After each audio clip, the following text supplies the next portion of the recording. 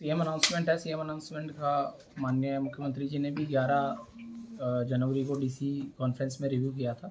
उसके बाद ज़िले में भी हम 2 बार समीक्षा कर चुके हैं। लगभग 40 के करीब सीएम अनाउंसमेंट ऐसी हैं जिनमें कुछ ना कुछ विषय या कुछ प्रगति अभी हमें हासिल करनी है। तो उन पे भी लगातार जो है रिव्यू चल रहा है डिपार्टमेंट वाइज ही। आज भी हमने शाम में स्पोर्ट्स को, खेल को लेके रिव्यू रखा हुआ है। उसमें ऐसा है कि कुछ जो सीएम अनाउंसमेंट थी उनमें नॉन फिजिबिलिटी की रिपोर्ट बड़े विभागों से कईयों में गई हुई भी थी। अब उसको एक बार फ्रेश तरीके से जो है वो हम उसको चेक कर रहे हैं कि क्या ये कहीं और हो सकती है या इसमें कुछ और चेंज करके इसको इम्प्लीमेंट किया जा सकता है। जैसे जो डिस्ट्रिक्ट लेवल खेल स्टेडियम का जो सवाल था वो काफ़ी चूँकि वो सीएम अनाउंसमेंट है, स्पेसिफिक नहीं है, लेकिन जैसे वो काफ़ी समय से अलग अलग जो साइटें हैं उन पे उस पर चर्चा चल रही थी और कुछ जगह पे उस पर जो रास्ता लगने का है कि भी 33 फुट रास्ता मिनिमम होना चाहिए, उस वजह से वो जो हमारा उलेटा मरोड़ा की जो लैंड थी वो प्रपोजल गया हुआ भी था और 5 साल के करीब वो विचाराधीन है। तो कल भी उसका साइट का निरीक्षण एडीसी और मैंने किया था। उसके बाद ही लगते ही हमने फिर शाहपुर नंगली का जो एग्जिस्टिंग स्टेडियम है 9.5 एकड़ का, उसको भी हमने अवलोकन किया। उसके अलावा निज़ामपुर मरोड़ा रोड पे एक लैंड आइडेंटिफाई करी है, उसको भी देखा गया और एक पल्ला के पास में ज़मीन देखी गई। तो इन चारों पे अब हम विचार में हैं। तो उसको जो वो बात है कि भी 33 फुट का रास्ता होना ज़रूरी है और उसकी वजह से ही रुका हुआ है, तो हम उसको ऑल्टरनेट देख रहे हैं कि क्या हम जिला स्तरीय स्टेडियम एक ही जगह ना बना के कुछ फैसिलिटी कुछ जगह हो जाए और कुछ फैसिलिटी जो है वो जहाँ अवेलेबल लैंड है वहाँ हो जाए। तो इसको उस रूप से देखा जा रहा है। तो इसी तरह से जो अनाउंसमेंट है, चाहे 2 हमारी अनाउंसमेंट ऐसी थी जो पुनाना में पशु चिकित्सालय संबंधित थी, तो उसमें पंचायत ने जो पहले ज़मीन पे सहमति दी थी और उसमें उनकी बाद में उन्होंने कहा कि कोई दूसरी जगह दे दी जाए, तो गांव भी 2 पक्ष में उसमें विचार कर रहा है। तो इन सब में फिर उनको साथ में बिठा के रादर देन उनकी नॉन फिजिबिलिटी देके विभागों को और जो स्टेक होल्डर्स हैं उनको साथ में बिठा के और उनका समाधान करा जा रहा है। और टारगेट ये है कि मार्च के महीने तक हर एक योजना का जिसमें ये विषय थे उनका रोड मैप तय हो जाएगी टाइमलाइन की तरह से, उसकी फिर मॉनिटरिंग होगी। सर ये है अभी जो है हाल फिलहाल में पिछले 2 माह में दोनों जो प्रपोजल है उस पर मेरे संज्ञान में वो विषय अभी आया नहीं है। और चूंकि अब जैसे शहर बढ़ता जा रहा है और लोग शहर में उम्मीद रखते हैं कि शहर में वो मकान लें, तो आबादी भी बढ़ती जा रही है, ट्रैफिक का लोड भी बढ़ता जा रहा है, तो बाईपास का जो निर्माण है वो बहुत ही आवश्यक है। तो जिन शहरों में ये प्रपोजल आगे सिरे नहीं भी चढ़ा है या सिर्फ बात तक ही सीमित रह गया, तो उनको भी हम खुद से ही रादर देन वो अनाउंसमेंट भी ना हो तो हम खुद से ही एक्सप्लोर करके भेजेंगे। कल ही जैसे नूह का जो नल्लड़ मेडिकल कॉलेज साइड से 248A का जो बाईपास है, जो कई टाइम से सिर्फ लैंड कन्वर्जन के उसमें अटका हुआ था, 4.5 एकड़ लैंड वन विभाग को जानी थी, वो फाइल चंडीगढ़ अक्टूबर से रुकी हुई है। तो कल ही एक्शन से बात करके और उसको अब चंडीगढ़ स्तर पे टेकअप किया जाएगा और उम्मीद है कि उसमें भी 1 महीने में उसको शुरू करा जाए। सिमिलरली जो हमारा राजस्थान बॉर्डर से लेके और जो तावड़ू होते हुए सोना एंड पलवल, ये जो रोड है धुलावट होते हुए, इस रोड का भी जो डीपीआर है वो एनएच इसको बनाने जा रहा है। तो डीपीआर पे कमेंट्स के लिए वो है विचाराधीन हमारे पास आया हुआ है और इसको एक्सीएन जो गुड़गांव है जिसका सोना डिवीजन के जो इंचार्ज हैं उनके साथ हमारी एक बैठक हो चुकी है। दूसरी बैठक में हम उसमें कुछ इनपुट्स दे के, चूँकि अभी वहाँ आचार संहिता चल रही है और इलेक्शन में बाकी अधिकारीगण थोड़ा बिजी हैं तावड़ू एरिया में, तो उसको भी ऐसे ही सिरे चढ़ाएगा। तो इन 2 शहरों का ऑलरेडी पाइपलाइन में है। बचे हुए में जो है हम फ्रेश प्रपोजल या डीपीआर पे देखेंगे, क्योंकि एक लैंड एक्विजिशन एक और फॉरेस्ट कन्वर्जन, ये 2 एक चुनौती रहती है, तो वो एक कॉम्प्रिहेंसिव ही प्लानिंग उसकी करी जाए तो वो उचित होगा। तो 2 से 3 महीने में उसमें भी हम आपको एक पॉजिटिव रिजल्ट्स दिखाएंगे। 248A जो हमारा गुड़गांव अलवर रोड है उसके 4 लेनिंग का जो कार्य है, ये बड़ा ज़िले के लिए एक महत्वपूर्ण प्रोजेक्ट है और सरकार ने इसमें एनएच के कोऑर्डिनेशन में हमारे पे कमिटमेंट किया था कि जो फॉरेस्ट कन्वर्जन की लैंड अगर वो पंचायतें और जिला प्रशासन उपलब्ध करा देता है तो ये 4 लेनिंग हो जाएगा। इसमें एक पॉजिटिव आउटकम है कि हमारे अल्दुका, मलब और लोहिंगा कला, इनकी जो है हमें 112 एकड़ लैंड जो है पंचायतों ने हमें कंसेंट दे दी है और वो केस हमारे पास आ चुका है। फॉरेस्ट से उस पर कंसेंट मिल चुकी है कि वो वन के लिए उपयुक्त है और उसको हमारा कोशिश है कि इस शुक्रवार तक वो केस मेरे माध्यम से सरकार को पंचायत एंड डेवलपमेंट विभाग को चला जाएगा। सरकार की स्वीकृति उपरांत PWD BNR विभाग उसमें पैसे जमा करा देगा, लैंड फिर फॉरेस्ट को ट्रांसफ़र हो जाएगी और मुझे उम्मीद है कि अगले 3 से 4 माह में 248A का जो ये कार्य है वो शुरू ही हो जाएगा। ये हेडक्वार्टर लेवल पे विचाराधीन है। इसमें अभी NCR प्लानिंग बोर्ड और सरकार के लेवल पे इस पर वो है, और चूँकि जस्ट इलेक्शन के बाद और अभी ये आचार संहिता और लग गई है जो म्यूनसिपल इलेक्शंस चल रहे हैं, तो इसके बाद उम्मीद है कि नए वित्तीय वर्ष में इसमें कुछ ना कुछ पॉजिटिव जो है वो न्यूज़ हमें मिलेगी, तब इस पर फिर हम आपको डिटेल पे बता पाएंगे। ज़िले में जो ITDR जो हमारा बनना है उसकी लैंड वगैरह भी होगी। उसकी एक 4 दीवारी का प्रोजेक्ट है और दूसरा उसमें आर्किटेक्ट हायर करके और उसकी डिज़ाइन होगी। डिज़ाइन के बाद फिर वो प्रोजेक्ट पब्लिक प्राइवेट पार्टनरशिप के माध्यम से वो एग्जीक्यूट होगा। उसमें पिछले हफ्ता ही RTA साहब ने अपडेट किया कि हमारा जो केस है वो पिछले साल भेजा हुआ था आर्किटेक्ट फाइनल करने का, वो चूँकि पिछले साल 2 आचार संहिताएँ थी तो इस वजह से वो चीज़ सिरे नहीं चढ़ पाई। और आज सुबह ही मैंने जो हमारे ACS ट्रांसपोर्ट डिपार्टमेंट है उनसे सुबह ही सर से रिक्वेस्ट करी है, बात करी है कि इस मैटर को एक्सपीडाइट कराया जाए, तो उन्होंने सुबह ही इसका संज्ञान लेके अपनी टीम से रिपोर्ट मांगी है। और मुझे उम्मीद है कि इसमें भी जो आर्किटेक्ट वाला है वो फाइनल होते ही फिर हमारा डिज़ाइन प्रोसेस होके इसको आगे सिरे चढ़ाया जाए। और ज़िले में चूँकि जैसे ट्रांसपोर्ट की ट्रेनिंग के लिए और ट्रांसपोर्ट लाइसेंस के लिए जो हमारे युवक है वो उनको फरीदाबाद में भी चूँकि प्रॉपर वो नहीं है तो उनको रोहतक या फिर बहादुरगढ़ जाना पड़ता है।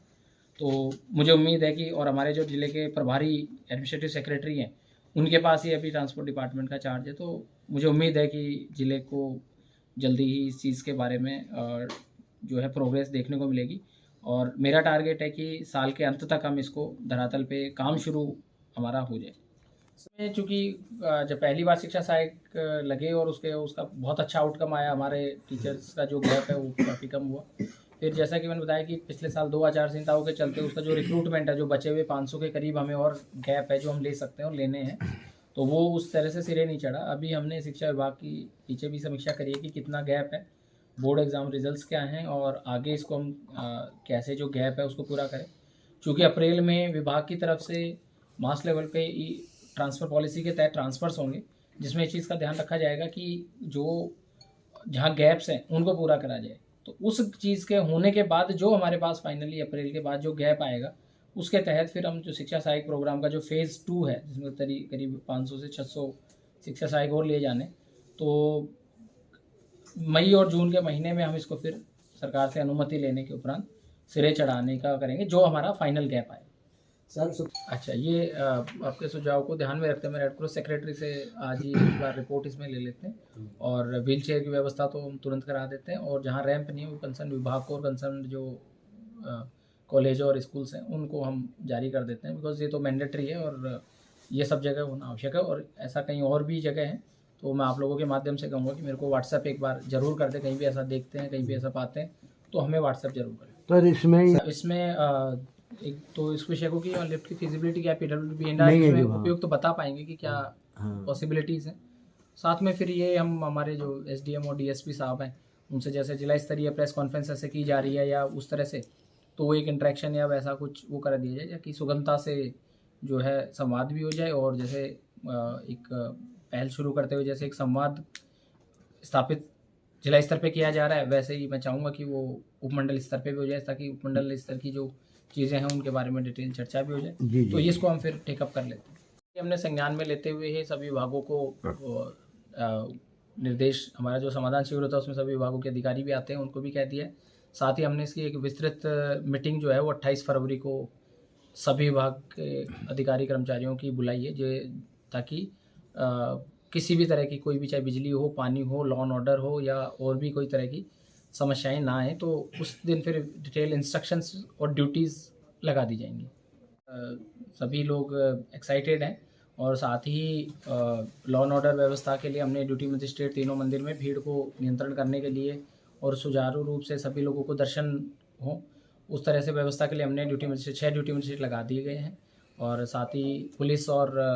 अन्य विभागों के साथ सामंजस्य से कल का पर्व बड़ी धूमधाम से और अच्छे से मनाया जाएगा। सरकार के स्तर पे काफ़ी उसमें रेगुलर मीटिंग्स हो रही हैं, और पहले चूँकि इसको टूरिज़्म डिपार्टमेंट जो है वो कर रहा था, और अब फॉरेस्ट विभाग और टूरिज़्म विभाग के सामंजस्य से इसमें आगे चल रहा है। और उम्मीद है कि शायद इस साल में इसका कोई, क्योंकि फेज़ वाइज डेवलपमेंट मेरे ख्याल से होगा, तो उम्मीद है कि साल के अंत तक ये भी एक बहुत ज़िले के लिए, गुड़गांव और मेवात दोनों के लिए महत्वाकांक्षी प्रोजेक्ट है। रोजगार के साधन बढ़ेंगे, तो इस साल के अंत तक इसमें भी एक पॉजिटिव आउटकम हमें देखने को मिलेगा। जैसे कि एक लॉन्ग पेंडिंग डिमांड है ज़िले की, तो हम भी इसको टेकअप कर रहे हैं, और सरकार के स्तर पे ऑलरेडी पहले भी विचाराधीन ये चीज़ हुई है। तो इस पर भी एक उम्मीद है कि इस साल में हमें कुछ आगे बढ़ेंगे। ज़मीनें हमारे पास ऑलरेडी, हमने कुछ गाँवों ने वॉलेंटरली ही अपने कहा है कि भी हम ज़मीन देने को तैयार हैं। तो हमारे लिए जो एक सबसे बड़ा विषय होता है कि ज़मीन की उपलब्धता, वो ऑलरेडी कई पंचायतों ने हमें कंसेंट और वर्बली भी कहा है और वैसे भी लिखित में दिया है। तो उम्मीद है कि इसमें फिर पॉजिटिव आउटकम ही आएगा। और अभी चूँकि यूजीसी ने पीछे जो है सरकारी विश्वविद्यालय जो हैं उनके लैंड के जो नॉर्म्स हैं उनको भी कम कर दिया है, ताकि लैंड अवेलेबिलिटी का इशू ना रहे। तो मुझे उम्मीद है कि इसमें भी ज़िले का आगे प्रोग्रेस होगी। सर, रेड क्रॉस के ऑपरेट ये विषय मेरे संज्ञान में नहीं आया, पर इसकी जांच कराई जाएगी। ठीक सर, तो दोनों में पहले मेडिकल एजुकेशन करूँगा कि उसमें तुरंत सरकार ने संज्ञान लेते हुए कमेटी भेजी गई, कमेटी ने अपनी रिपोर्ट ली है। और जो ACS मेडिकल एजुकेशन है वो भी इस चीज़ को लेकर गंभीर है। और माननीय मुख्यमंत्री जी ने भी जब DC कॉन्फ्रेंस करी थी और DCSP कॉन्फ्रेंस करी थी, तो उसमें भी इस चीज़ का था कि सभी जगह पे इसमें ध्यान दिया जाए। और चूँकि अभी बजट और हमारा जो आचार संहिता है, इसके बाद फिर इस विषय को चंडीगढ़ स्तर पे टेकअप किया जाएगा। तो मुझे उम्मीद है कि ये भी डॉक्टर्स की जो शॉर्टेज है, चूँकि आचार संहिता के चलते रिक्रूटमेंट्स और काफ़ी चीज़ें कंप्लीट नहीं हो पाई थी, तो काफ़ी कुछ जो असिस्टेंट प्रोफेसर्स है या कॉन्ट्रैक्चुअल प्रोफेसर्स की पॉलिसी 19 जुलाई 2024 को सरकार लेके आई थी, तो उसके तहत जो रिक्रूटमेंट हो आचार संहिता की वजह से रुक गए थे। तो मुझे उम्मीद है कि उसमें रिक्रूटमेंट जैसे ही होंगे, तो जो हमारे यहाँ पे गैप्स हैं और जितने भी मेडिकल कॉलेजेस में गैप हैं वो जल्दी ही फुलफिल उसमें हो जाएंगे। दिसंबर को उसके बाद फुल फ्लेजेड DO नहीं थे, तो हमने सरकार से रिक्वेस्ट करी थी। उसके बाद हमें एडिशनल चार्ज में तो मिला है, लेकिन जिस हिसाब से हमारे यहाँ पे गवर्नमेंट स्कूल में बच्चे हैं और कैपेसिटी है, तो चूँकि ऑलरेडी जो डिपार्टमेंट के प्रमोशंस और इन सब के विषय, चूँकि अभी बोर्ड एग्ज़ाम चल रहे हैं, तो बोर्ड एग्ज़ाम के दौरान कोई ट्रांसफ़र्स या बाकी चीज़ों से दोनों जगह प्रतिकूल और अनुकूल दोनों जगह फ़र्क पड़ता है। यहाँ भी हमें जैसे ट्रांसफ़र पॉलिसी में कई नाम जो रिकमेंड आते हैं उसको भी हम इस टाइम मना करें, चूँकि बोर्ड एग्ज़ाम्स हैं। तो मुझे उम्मीद है कि बोर्ड एग्ज़ाम के बाद जैसा गवर्नमेंट ने ऑलरेडी जो ट्रांसफ़र पॉलिसी के तहत ट्रांसफ़र्स के लिए आवेदन और ट्रांसफ़र्स की जो बात एक प्रक्रिया चल रही है, यूनियन से भी पीछे गवर्नमेंट ने अभी कंसल्टेशन करा है, तो अप्रैल के महीने में इस पर एक वो आएगा। चूँकि गैप्स हमारे पास जो टीचर्स का प्राइमरी लेवल पे और सेकेंडरी लेवल पे जाहिर सी बात है गैप है, और अप्रैल के महीने में फिर जैसा मैंने कहा शिक्षा सहायक प्रोग्राम से अलाइन करना हो, चाहे टेक्नोलॉजी का यूज़ करते हुए जो टीचर्स का गैप है उसको करना हो, तो वो हमारा आगे एक विषय रहेगा। साथ ही मैं इसमें एक 2 घंटे 1.5 घंटे हमने इसमें विचार करा था, कुछ जो एक्सपर्ट लोग हैं इसमें प्राइवेट सेक्टर से, उनसे भी। तो जो हमारा सीनियर सेकेंडरी का जो पास परसेंटेज है 2024 में, वो जो ज़िले का है, ज़िले का 56.83% ही है, जो कि स्टेट में सबसे नीचे रहा है। तो अगला जो ये एकेडमिक ईयर और अगला जो एकेडमिक ईयर है, उसमें पूरे प्रशासन का मेरा खुद व्यक्तिगत तौर पे भी फोकस ये रहेगा कि हम पास परसेंटेज को मेहनत करते हुए बच्चों को बढ़ाएं। और साथ ही हम पूरे सभी ज़िलों में अभी हम सबसे नीचे पायदान पे हैं, तो कोशिश ये रहेगी कि हम इसको टॉप 10 ज़िलों में जो है रिज़ल्ट में आएँ। और ये मैं मीडिया के माध्यम से ज़िले के जो पेरेंट्स हैं या बच्चे हैं या सभी अभिभावक हैं, उनसे भी मैं अनुरोध करूँगा कि जो बच्चे पढ़ाई नहीं कर रहे हैं या फिर पढ़ाई के दौरान कहीं कुछ खेलने चले गए, कोई शादी विवाह में चले गए या बाकी चीज़ों को वो ना करके उन पर फोकस करें कि वो रिज़ल्ट दें, मेहनत करें। और जो स्टेट के औसत से थोड़ा कम है, तो दोनों ही इस बार हमारा प्रायोरिटी, हम इस बार जो डाटा के हिसाब से ही चलेंगे। जिन विद्यालयों का रिज़ल्ट कम है उनके भी लगातार समीक्षा की जाएगी, जिम्मेदारी भी तय की जाएगी कैसे हम उन गैप को फुलफ़िल कर सकते हैं। कहीं चाहे कोई फर्नीचर की कमी हो, चाहे कोई इंफ्रास्ट्रक्चर की कमी हो, या कोई टीचर्स की कमी हो, वहाँ चाहे गेस्ट फैकल्टी हो, चाहे कोई रिटायर्ड टीचर्स को एंगेज करना हो, चाहे ऑनलाइन क्लासेस के माध्यम से उनको वो करा जाए। तो इस बार जो फोकस थीम है, जो अगले साल हम पूरे एकेडमिक ईयर पे ही फोकस करेंगे, शिक्षा का चित्र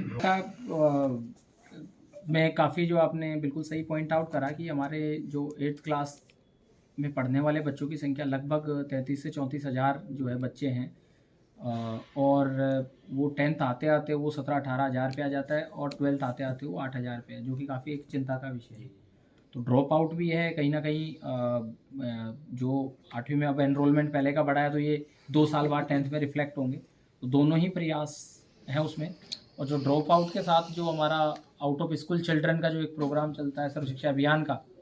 उसमें सर्वेक्षण किया जाता है, उसमें गेस्ट फैकल्टी लगाई जाती है, और उन बच्चों को पहले ट्रेन किया जाता है, फिर वो अपनी जो उनकी एज के हिसाब से उनकी कंसर्न क्लास में रखा जाता है। ये ऑलरेडी प्रोग्राम सरकार का चल रहा है, पर इसकी समीक्षा ये इस तरीके से ज़रूरी है कि जो अभी एकेडमिक सत्र आएगा, जो अकादमिक सत्र है इसमें, तो उसमें अप्रैल माह में प्रवेशोत्सव हम शुरू करके, और जो शिक्षा विभाग के अधिकारियों के अलावा जो हमारे और अधिकारी SDMs हैं, हमारे तहसीलदार्स हैं, हमारे बाकी विभागों के HODs हैं, क्लास 1 ऑफिसर्स हैं, इनको हम रोपिन करेंगे, और हर एक स्कूल की एक जिम्मेदारी हम देंगे। और साथ ही इसमें ये एक विचार किया गया है, इसमें अभी चूँकि उस पर फाइनल जो अप्रूवल है वो रहती है, बट वो मैं चूँकि आप लोगों के माध्यम से ही वो चीज़ भी मैं कहना चाहूँगा कि हम उस चीज़ पे भी विचार कर रहे हैं कि जो बच्चे या बच्चियाँ जो 10th क्लास में फर्स्ट क्लास आते हैं, या फर्स्ट क्लास 60% से अबोव नंबर लाते हैं, 70% से अबोव नंबर लाते हैं, तो उनके लिए मेवाड़ डेवलपमेंट एजेंसी के माध्यम से एक स्कॉलरशिप की व्यवस्था का हमने एक ड्राफ्ट बना लिया है। अगर सरकार से उसकी स्वीकृति मुझे उम्मीद है जल्दी ही मिल जाएगी, तो उसमें वो एक प्रेरणा भी देगा। और जो बच्चा आर्थिक साधनों के अभाव में स्कूल छोड़ देता है, या उसको और जिम्मेदारियों पे लगा दिया जाता है परिवार की कंडीशन को देखते हुए, या कुछ और बाधाएं आती हैं, तो हम चाहेंगे कि वो पैसों के खातिर या स्कॉलरशिप के अभाव में उसको ये चीज़ ना करनी पड़े। तो मुझे उम्मीद है कि उससे हमारे रिज़ल्ट और जो ड्रॉप आउट है खासकर 10th के बाद, उसमें एक पॉजिटिव आउटकम देखने को मिलेगा। और ये हमने ड्राफ्ट बना लिया है। उम्मीद है कि सरकार की स्वीकृति होते ही हम इसको मार्च 2nd वीक 3rd वीक तक अनाउंस भी कर देंगे, ताकि अगले सत्र में शुरू से ही हमारा अलाइनमेंट हो। उसमें इस हिसाब से रिपोर्ट ली गई थी, और उन्होंने कहा कि जल्दी वो जो ये दोनों चीज़ें हैं उनको जो DHVN बोर्ड है उनके सामने रखेंगे, और जल्दी उसमें अप्रैल के महीने का उन्होंने दिया है कि अप्रैल के महीने में शायद बोर्ड की जब बैठक होगी अगले वित्तीय वर्ष में, तो उसका आउटकम क्या आता है वो देखते हैं। और विषय को मैं भी इसी हिसाब से सरकार के स्तर पे टेकअप करूँगा, और जल्दी इसमें राहत हो जाए। उजीना और दूसरा एक और सब डिवीज़न की जो है वो प्रपोजल मेरे ख्याल से ऑलरेडी गया हुआ है।